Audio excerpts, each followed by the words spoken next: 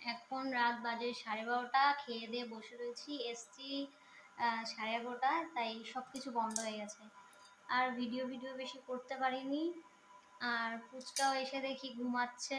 আর পুচকার মাও আর কি dress mace ছেড়ে নিয়েছে, ওর সঙ্গে আমার একটা ফটোও তোলা হয়নি, কিছুই করা হয়নি। এখন খেয়ে দিয়ে বসে রয়েছি, এখন হচ্ছে বাড়ির দিকে যাব।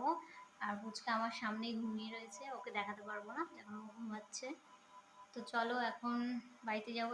আপাতত এই যে বসে আছি আমি, ওরা একটু বাইরে গেছে আর আমি একটু বসে আছি। আর এই যে ওদের ঘর দুয়ার আর ওই যে বাইরে সব অনুষ্ঠানের সব কিছু হয়েছে। এখন আমি আপাতত বসে রয়েছি, এখন আমি বাড়ি যাব। সবার লাস্টে আসলে যা হয়, মনটাই পুরো খারাপ হয়ে গেল আমার। যা আশা করেছিলাম, আশা কিছুই পূর্ণ হয়নি।